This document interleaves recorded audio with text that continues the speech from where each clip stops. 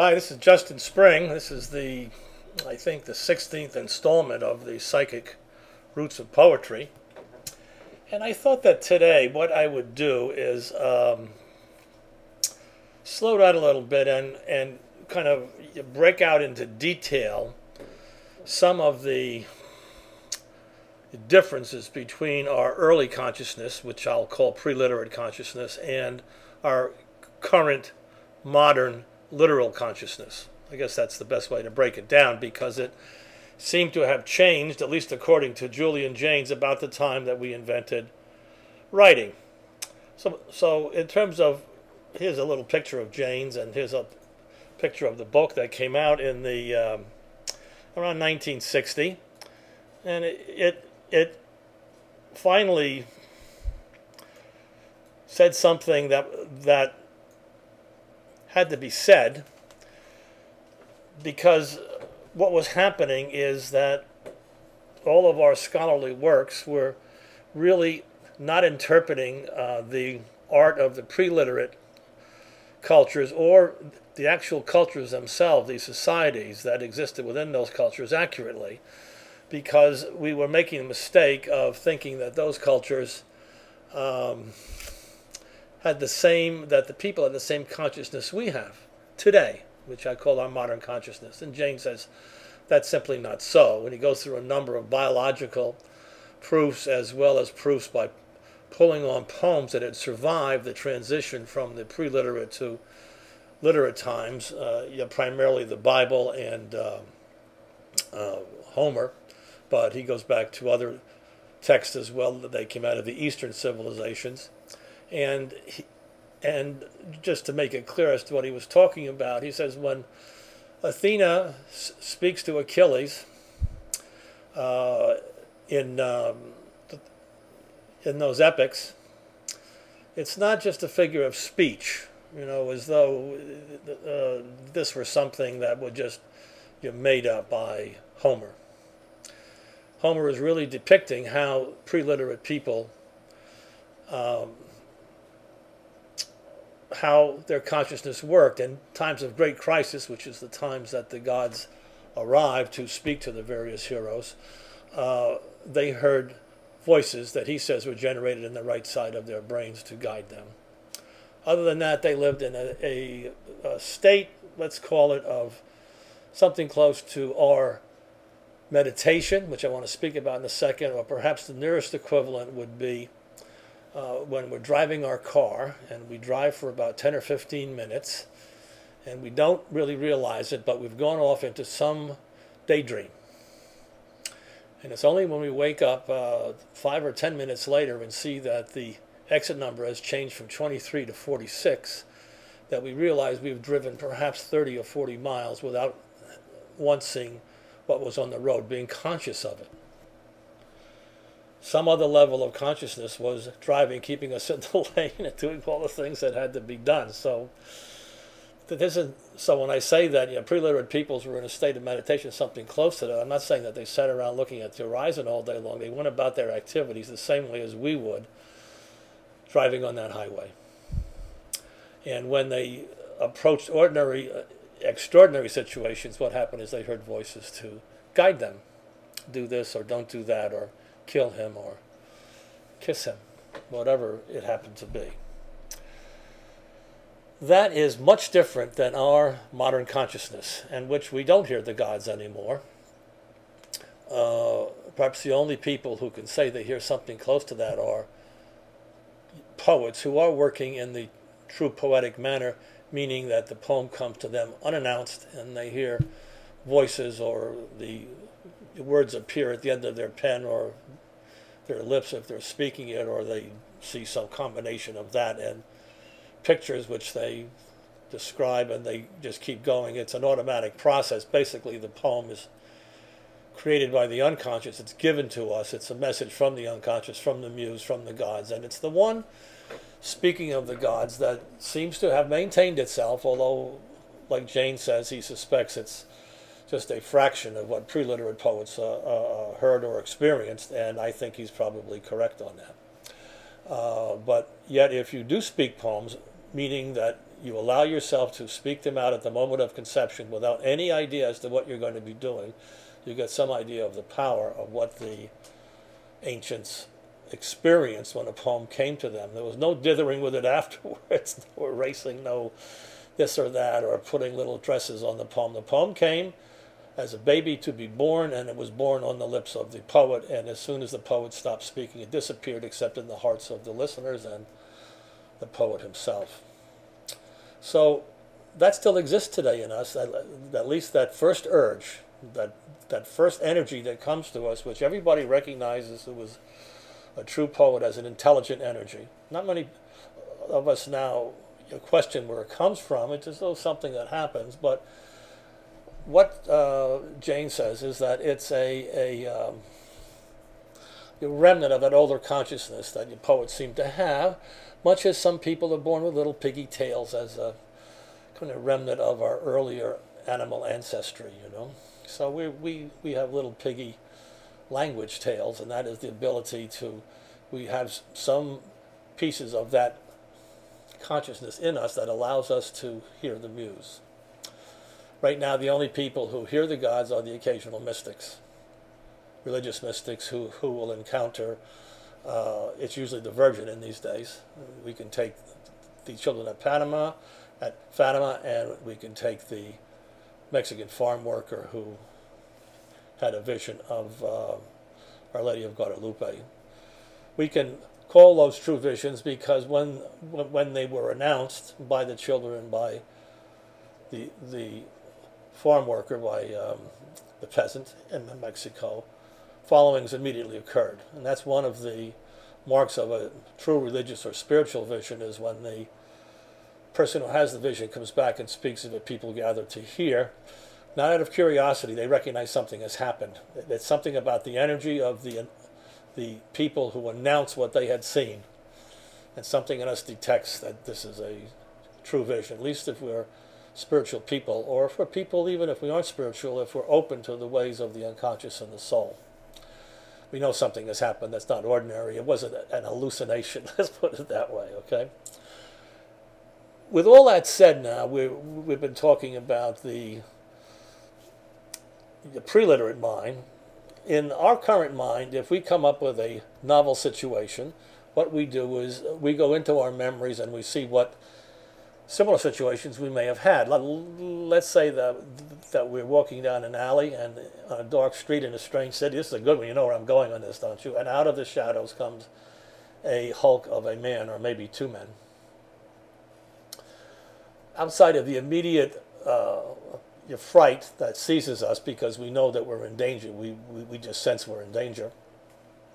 We may not be, but in fact that's our first instinct. We search back in our memories for similar incidents that have happened to us, and if we come up with a blank there that have happened to others or that we've seen in movies, and out of those we'll choose some or we'll dismiss them all, and then we will project ourselves into the future as to how we will react to this person. We might take several tracks of action. If the person turns out to be just a harmless drunk, then we'll just walk out and we'll be happy. If it tends to be somebody who is just wants to kill us for no reason at all, for that insanity, then we will try to take another course, or at least so we so envision. Whether we're actually able to do it, that's going to be another case, isn't it? You know, so that's really hard to say. That's much different than in terms of the preliterate person who, if he came in that situation, would not know what to do and he would hear a voice. It would give him a direction. It's a lot better than our multiple choices that we come up with and which we wither down to one, but it would say run or stand and fight, whatever the situation may be. And the thing about those voices, which we have to understand, if we understand psychic voices at all, is that they are commanding. Not in the sense of you have to do this, but what they're telling you feels so true, that you bend to that truth and you take that action. That's what happened to the Mayans when the Spaniards landed, and their voices told them that these were the gods had come back. Calcucan had come back. It was right on the date their prophecies had said would be the date, and they bent to that truth, and as they bent to it, they went to their doom. That's why it was so easy to conquer the Mayans, and the same thing happened with the Aztecs. They were all part of the same calendar, you know. Anyway, without going into what the source of those voices were, outside of what Jane says, they came from the right side of their brains, which had a language capability which has since become defunct. What we want to take a look at is something a little bit deeper, because once we understand that our natural state as preliterate peoples was something like a state of meditation, and let me say something more about that. If you want to know what that state felt like, I give you an example of you're driving a car, but if you've never experienced that, just experience what it is when you do meditation. Most modern people today do meditation in one form or another. And all of those techniques that we have, and I don't know how many there are today that you can go to schools for or read books on states of meditation, but we're all an attempt to return to that early preliterate state of mind, one in which the mind was balanced and relaxed, if we put it that way, okay? It wasn't going through the daily drama of remembering and looking forward, of arguing with ourselves. Our mind is so busy. You know, that was a big breakthrough that the Buddha made. He said we have to quiet the mind. It's driving us insane with its needs. You know, that's the modern mind. You know, we might think that when he lived, Buddha, that wasn't a modern mind, but it was a modern mind. It was a literate mind, and it had the ability to project the future and to access the past and formulate little courses of action out of it, tell itself stories, so to speak, and then make up a story as to how it was going to react to it. The whole idea of the whole new age, so to speak, of which the art, the act of meditation is very central, although there's nobody really talks about it, as though it was yoga and all those things, basically, which are supposedly new inventions of us. They really are people who realized we have to get back to an earlier state, and these were techniques to do it. They had insights. This is how you do it. And so all those techniques now we have to return to essentially what we were before our consciousness changed, because it's a highly desirable state of mind, at least to the point of view of getting out of the craziness of our modern minds, which are always telling us stories, and we're always projecting those stories forward to their logical or illogical ends, you know. And it can get us so caught up and so anxious and so guilty that we don't know where to turn after a while. We can barely sleep, you know. We have to quiet the mind. So with that said, that it was a quieter mind, we also have to kind of understand that the conscious mind, at least in its very early stages, let's see, the hunter-gatherer stage, was very fragile. I mean, we have a very solid conscious mind today. It's a box. It's a house. And it doesn't want anything in that house that's going to disturb its view of the world. You know? That's its view, and it's going to keep that view. And so what happens is when there is something in us that threatens that,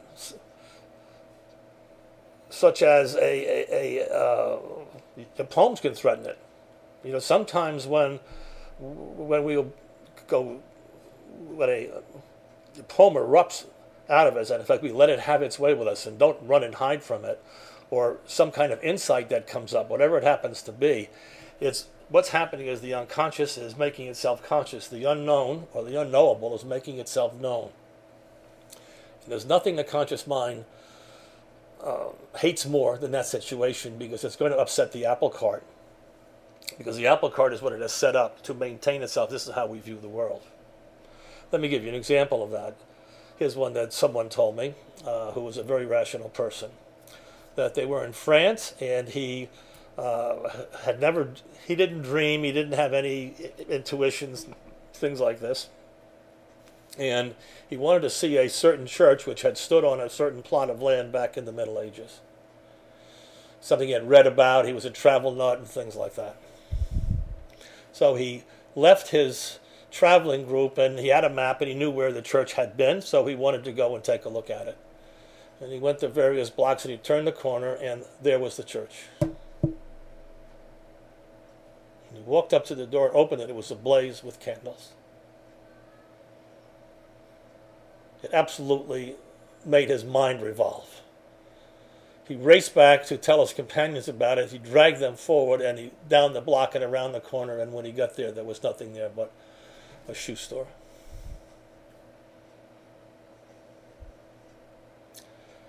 How his mind handled that is he just refused to believe it happened. He said he never told it to anybody but me because he knew I was strange, you know. They wouldn't laugh at him. Of course they wouldn't laugh at him. His unconscious was trying to tell him something, you know. And it really wanted to tell him something because it maintained that vision for a long enough time for him to cross the street and walk inside the church. And that's the kind of things that happen to people who have visits from aliens, you know. They are psychic experiences. And in fact, the aliens are the shape that the angels take today because we can't imagine angels. We're scientific people, so we make them look like aliens. The rub is that the aliens look amazingly like the statues that preliterate people kept in their homes to help them fetch up the voices. That is, they were kind of skinny creatures with very large eyes and no mouths. You can see them in Jane's book. You should take a look at it. So it's not a matter of people copying what they've seen on TV on the aliens. The aliens are pulling up a primal vision of spirits, whatever you want to think of it, or of guides or gods, which is the very large eyes. Okay. That box, that conscious mind, doesn't want to be disturbed at all. Oh God, it doesn't want to be disturbed at all. So God help you if you use a technique, or in fact you start to go into your unconscious. As many women have told me that, Justin, I've been back through that. I never want to go back again. It upset them so much, made them feel so crazy, because what happened when they came back, they couldn't tell any people about it, or if they did, people would just look at them like they were crazy. They weren't crazy. They had just entered a world of no space and no time that is filled with intelligent entities. And where it resides, whether it's within us or without us, doesn't really make any difference, does it? We can't control it. It comes to us when it wants to come to us, and if we're not flexible enough to admit it, that it exists, then we start to get unstable. The mind gets very afraid. We get very rigid at that stage. We just forget it. We just try to forget it. And in fact, in most cases, people do, unless you have a friend like me, and you've been waiting for years, and you finally blurt out what happened, like the man with the church and the candles. So once you get those two minds in your way, I call our modern mind is an explaining mind. It's a logical explaining mind. Now, did preliterate people have logical explaining minds? Yes, but it wasn't on their menu to bother themselves with very much. You know, they could sit down and they could show you how to make a boat. They would build a little boat out of twigs. They'd explain it. You put this on, this first. You make a very simple boat, and off you go, you know. Or you would stand by them and you'd watch them actually build the boat, you know, and you would learn that way. And you'd explain to them, this is important, do this first, and then this, and whatever that happened to be. So we had logical explaining minds, but they weren't really important, because what was important to preliterate people is speaking to the gods and praising the gods. Don't forget, if you're a preliterate human, you had come into this world and there was nobody to tell you what it was all about. And I tried to explain in the last chapters how in fact, eventually the first mother emerged psychically as the mother goddess. It was overpowering. And that became, what wasn't imagined like we imagine the Virgin Mary, a nice blue and white, and she's going around in flowers and everything. This is a psychic eruption. It'd be similar to what the children of Fatima saw, or the peasant in Guadalupe. Powerful. It would just make you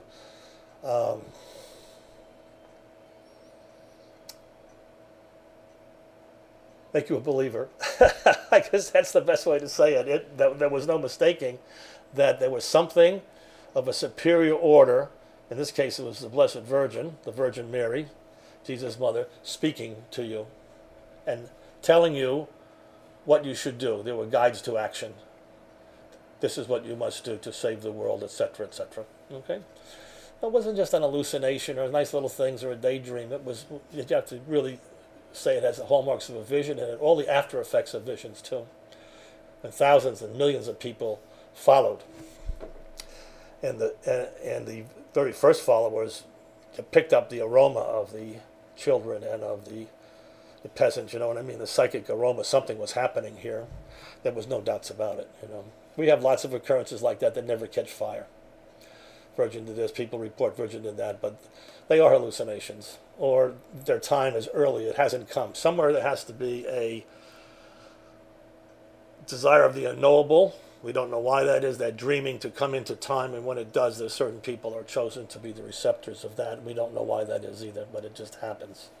And it's their lot then to explain it to the world, and it almost always ends up somewhat tragically, as in the case of Jesus, semi-tragically, as in the case of the children. And I never knew what happened to the Mexican peasant, but those prophets, if you want to call them that, those people who have had the visions are treated both as saints and as disturbers of the peace. So it's not a nice road to have to follow, and a lot of them it's unwilling. They don't want to do it, but they have to. Once you see that,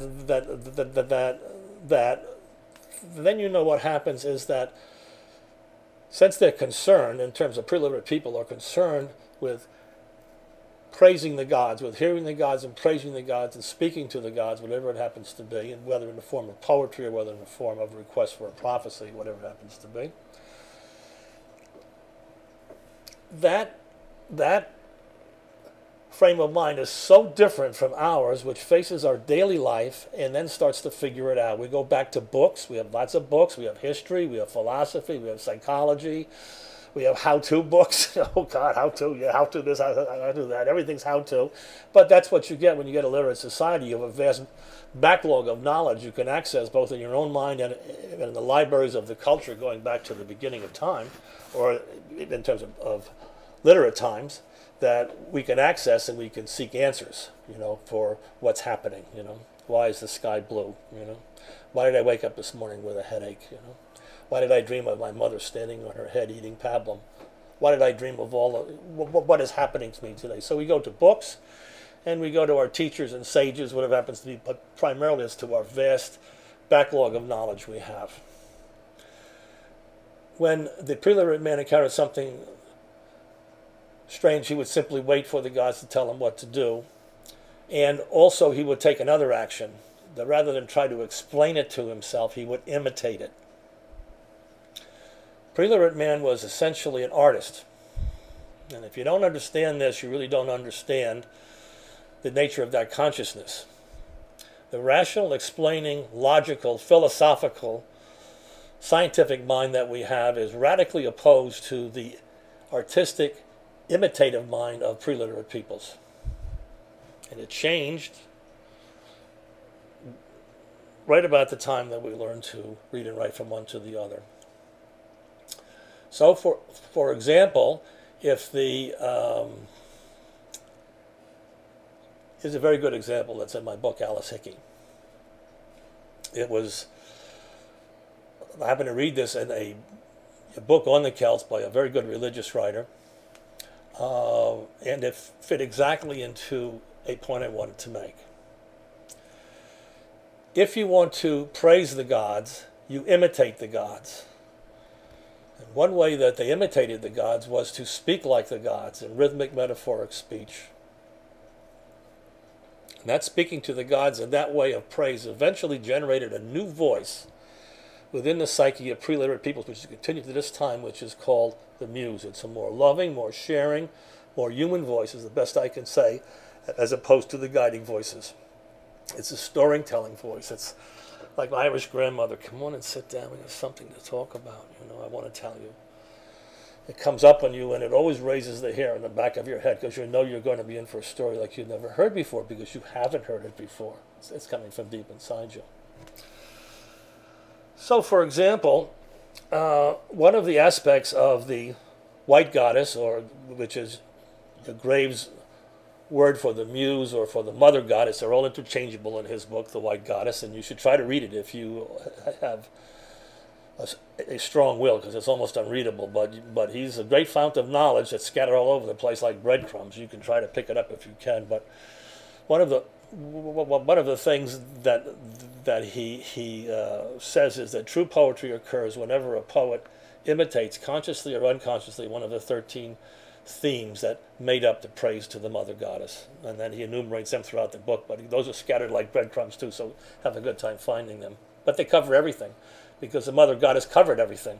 She was protectress, she was murderess, she was the procreator, she was a seductress, she governed the moon and the sky, she governed the birth of plants and animals, she demonstrated the same cycle as the lunar cycle, as made up the cycles of plants, and so on and so forth. It just goes on forever. It was very, very, very powerful. So it was hard, not for a poet, as long as he held a mirror up to life, that he was going to hit one of those 13 aspects of the mother goddess. But here's an example of an imitative act I'm going to tell you, which was meant to praise the procreative capabilities of the mother goddess. And this comes from the Romans. I forget which Roman wrote it down, but they recorded an incident of every year a Celtic chief, once a year, at a celebration which I think was in midwinter or something like that. I forget the exact date, but it was at a specific date, would mount a white mare and copulate with a white mare.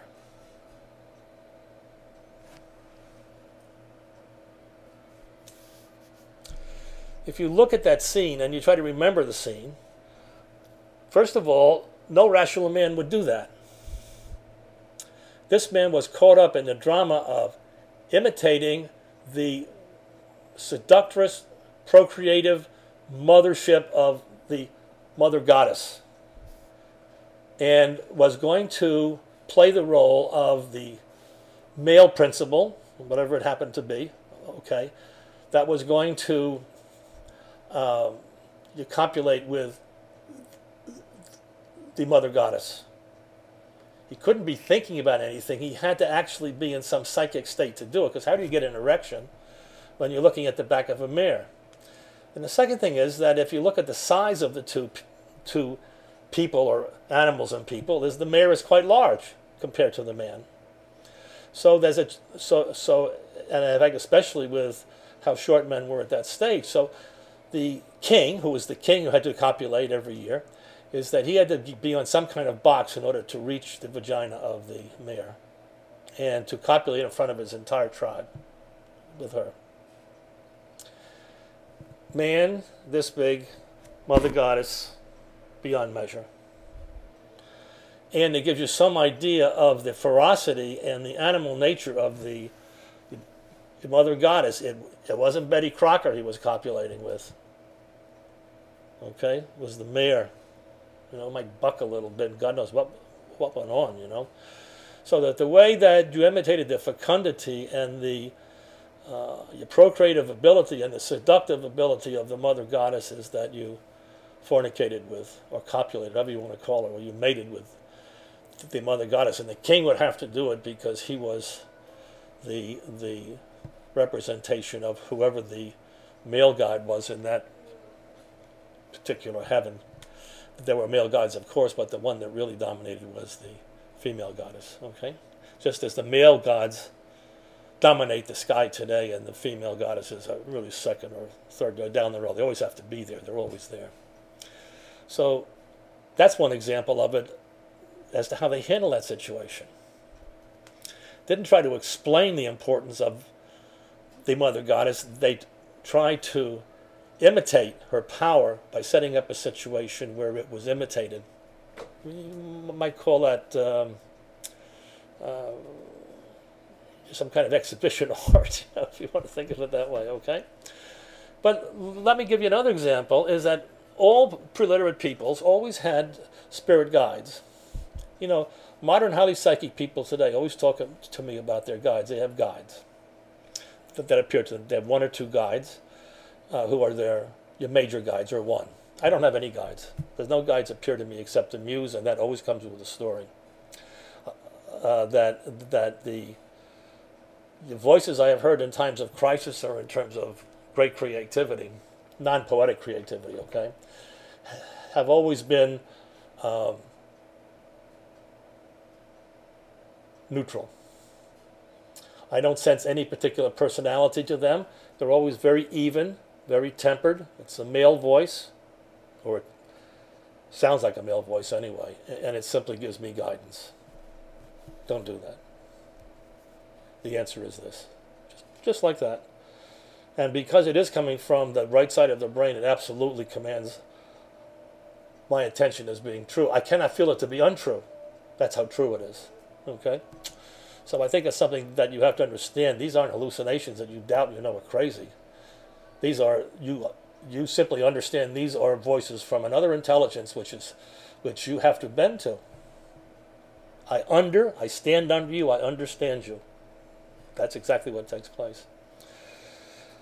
Here's one that in terms of that, those guides, however, are always present in our pre-literate peoples, and they choose one when they're at a very early age. The time comes to choose who, and they're usually in the early stages, they are animal guides. Some might choose the fox or the raven or the crow. And how they attach themselves to that guide is they have a lucid dream in which they become a crow.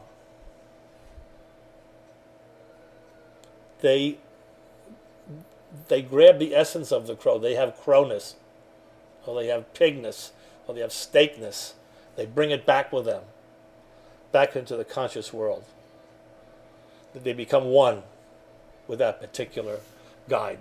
They're sometimes called totems or spirit guides, whatever, but those are very special. When that takes place, and there has to be an agreement, by the way, between the psychic world and the person who is thinking of that it's a snake I want, you know. But if the snake is not to be it, the snake will not appear. Something else will appear, and the person will be wise enough to grab that as his or her spirit guide. And in some cases, they will go to it with an open mind and just wait for that to be suggested, okay?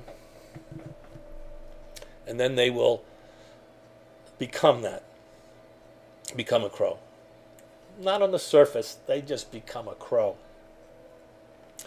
And they then have that totem, they are attached to that totem in that sense of the word. So what they do is they imitate the crow, not on a surface level, but on a feeling level. And when they come back, and then, in fact, announce to their fellow tribe members that they have taken the crow as their guide, as their totem, everybody knows that they have crowness. They just know it. Something about the movements. And come back, okay? And they will use those movements to move into a highly psychic state, let's say when they do their poems to the gods. That makes sense, doesn't it? Because you want to be on the borderline, basically, where the gods are speaking to you, and what better ways is to get the assistance of your totem to get to that borderline, but even more to go into the dreaming state, which is what the Aborigines do. They know the difference between their regular dreams and their lucid dreams, and their lucid dreams are those in which they call on their guide, their totem, whatever it happens to be, to help them as they take a lucid dream, as they enter into a lucid dreaming, to guide them through that psychic world, which is a world which is completely different than their other world. They're used to it, but they're smart enough to know they need some help, you know. Yeah, so they're not so dumb on that. If you want to look at the Whores of Babylon as another example of how they set up a performance art, okay, and they're going to imitate the fecundity again of the mother goddess by having her representatives who are what was called the Whores of Babylon, but they were held a much higher state. That's what we call them, because they copulated with everybody who went up to the temple, you know. And it was funny that the same religious writer who was so apt in describing the king copulating with a mirror had a very, they felt that the whores were very slimy. You can't just imagine a situation as the worst. Who knows as to what it was like? He wasn't there for sure, so there's something in him really got triggered. I don't know what that was. But in a way, if you want to make, if pre-literate humans want to become fully aware of the powers of the mother goddess, this was one way in which it was done. And that's how those women acted. They acted out that role. They imitated it. The same way that all the sacrifices that have taken place, we always see, oh, the Aztecs are so bloody, but it took place in almost all cultures, human sacrifice. And it's usually that, oh, it's to appease the gods or it's to feed the gods. They always have these, I don't know who kind of makes these things up, but it's not really getting to the truth of the matter. The truth of the matter is those sacrifices were done as praise of the gods. It was an imitative act. We understand that you give and take life. We are taking life like you. We understand you. And they would rip the heart out or strangle a person. And they were valuable people in many cases too. Young people, virgins. Sometimes they were people who were fallen in battle. That really doesn't make any difference. It's the life. And they were doing what the gods did, which is they grab you by the throat and they pull you off the stage. That's what happened to you too. Sooner or later, it might be just as fast as that too, and just as quick, you know. So they were smart in that way. They wanted to show the gods they understood, and they put up these great play dramas to do that. Don't forget, these people were living at the... these weren't savages. You just have to look at the Aztec and Mayan art to tell yourself that these people were highly intelligent, highly artistic people. But there are also people who are at the nexus of the spiritual force, the creative force that drives the universe, which is birth and death, creation and destruction. It just is intermixed and it comes in and you cannot separate them. They're neither good nor bad. They are. When you get to the heart of is, that's what is. It's continual creation and destruction. One and the same. One and the same. We go on and we go, oh, when your mother and your father, we have various explanations for what they did. They were savages. They were feeding the sun. They knew the sun didn't need feeding, just as though the Egyptians knew that the dead pharaohs didn't need food, you know. That was just some kind of popular thing that was laid on, as in all religions, you always get popular interpretations by later observers, but even by the observers right in that period of time, you know. They were very smart people. They knew as well as we did that the dead don't eat, and they knew as well as we do that the sun doesn't need blood in order to live. It goes on and on forever. Don't forget, these are the people who charted the sun and the moons for eons, the Mayans, before there were people, you know. So I think you want to start to think that way, and then you can see how poetry, which is an imitation of life, which is a song in praise of creation, that's its basic nature, would come about as the primary art form, really the only art form until we learn to read and write, and we get plays and novels and philosophy and all the rest of it. It was the only way in which we explain the world, in which we praise the gods, which are almost one and the same thing. It was prayer. Poetry was prayer, was praise. It was antiphonal praise. It was antiphonal poetry. You know, it all comes into one. So it's an artistic mind that reacts to the world by creating art. It's either performance art, such as great stages that we did, or it's in the art of somebody like Homer, or in the tribal art of those long, circular, performed praising of the gods, moving and dancing in unison for hours and hours and hours, and all the variations of that went on in time. So I think that if you keep that in mind, and in fact that, and if the next time that you read or see something about pre-literate cultures, I want you to think about the frame of mind of pre-literate peoples. They were essentially imitative artistic people. That's how they responded to the world automatically. Didn't try to explain it, accepted it as a given. And they praised it and they imitated it, and they did it through some form of art or performance art or poetry by going back. It was all poetry. Whether you acted it out or spoke it out didn't make any difference. It was all the same thing. You know, there is no word in Africa for dance. You know, I just read this, which has always been true in my mind. Dance is a part of the poem. There's no separate word for Africa, dance for Africa. You know, it's praise. Whatever that word is for those great tribal celebrations, dance was never separate. Dance was part of the mask, was part of the speaking, the antiphonal speaking, the praise and the rhythm and all the rest of it, you know. That went up to speak to the gods and to wait for them to respond. You speak again, but this went on forever and ever. Okay, I'm not going to hit you any more on that. I think that's enough to understand. I'm just going to play a very, very, very, let's see if I can give you an example of, here's something that I call soul exposures, but it's really a contemporary version of that tribal antiphonal poetry. It's done in 20th century terms. It's done by 2 or 3 people. The responder is either speaking or mime. Just let it, this is done spontaneously. There's no rehearsal. We don't know what we're going to be doing. It just happens. It was recorded by a 7-Eleven camera, if you know what I mean. There's no cutting, no editing. It just recorded what took place. Here you go. See you next week.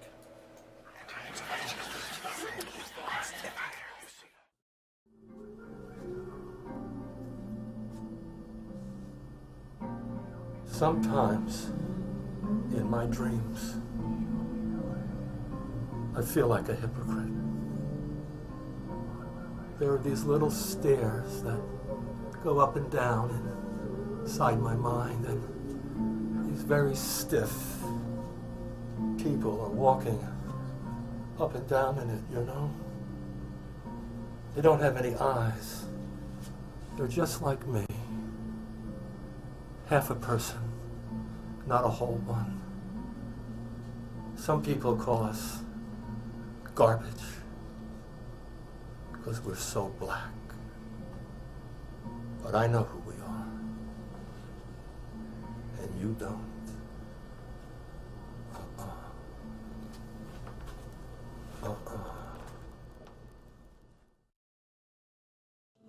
Sometimes in my dreams, I'm filled with a sort of tenderness.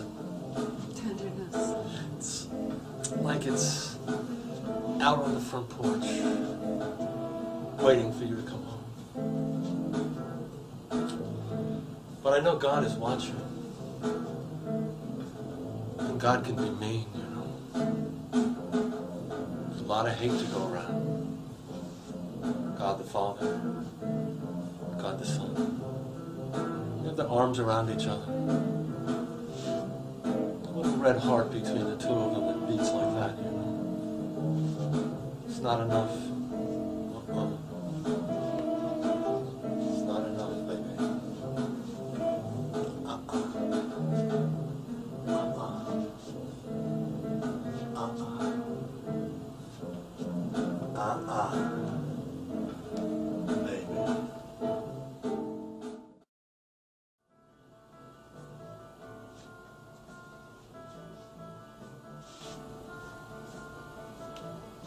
Sometimes in my dreams,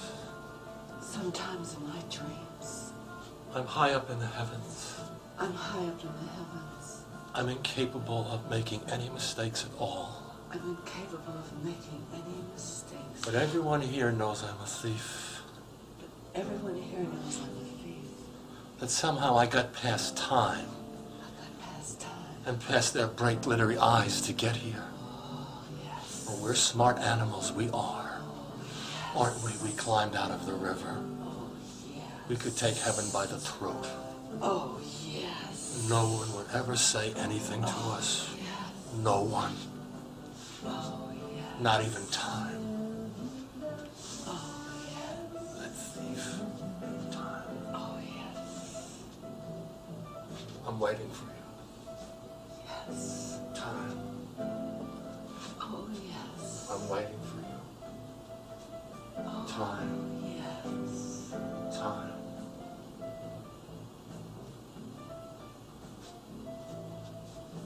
Time. I'm waiting for you. Time.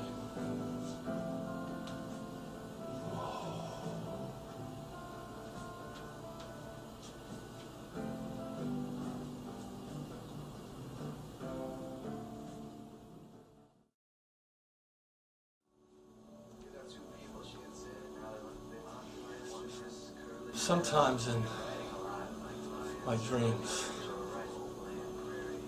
I can feel you watching me. Like you were God and I was a hero of some kind. Someone who bore a little watching.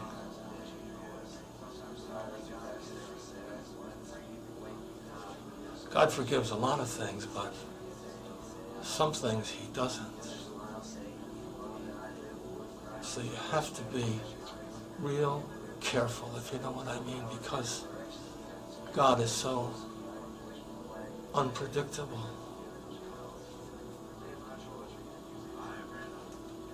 That's about as plain as I can make it to you. I'd keep your house in order if I were you. Start to sing once in a while, like you're standing in the rain or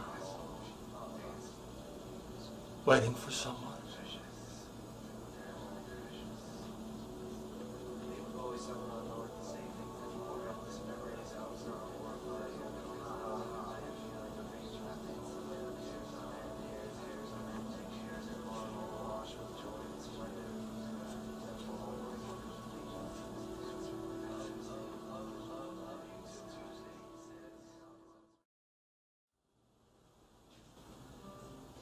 Sometimes in my dreams, I don't know exactly where I am. Sometimes in my dreams. You know, sometimes I think I'm in a subway in Tokyo and I reach out to touch you. I don't speak any Japanese. But you're not really there. Anyway, There's only a shadow. these doors open once in a while and you get a chance to look in. A long dark shadow. You never really know when, though, so that's what makes it tricky. Take my word for it.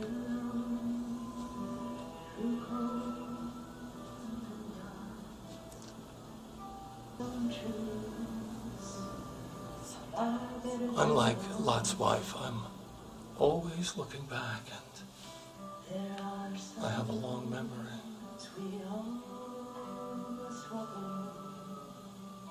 That's what it's all about. Remembering.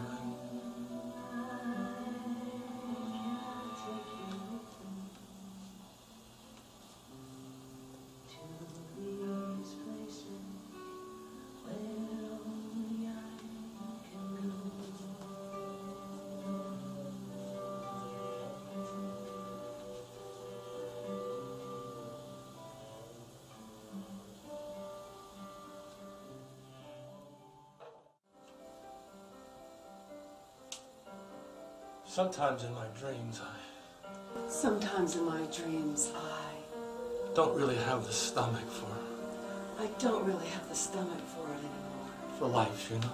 For life. I don't know, it's so sharp, the way it can cut you. God's that way too. I see God.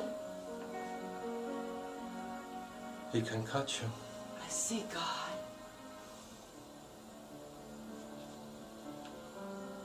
And you know, God is careless.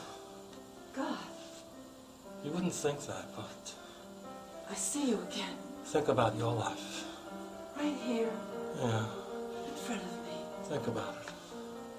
Just like that. This is a real jungle, you know. Who can tell You get up in the morning and what's going to happen? you feel like a fool, Sometimes. trying to get through. Sometimes it's a big surprise. But I'm going to make it through. Sometimes nothing happens. On my own terms. I've got the stomach for that. Sometimes I'm not going to be careless about it either. love will touch you on the shoulder You can believe me. and you won't even know it.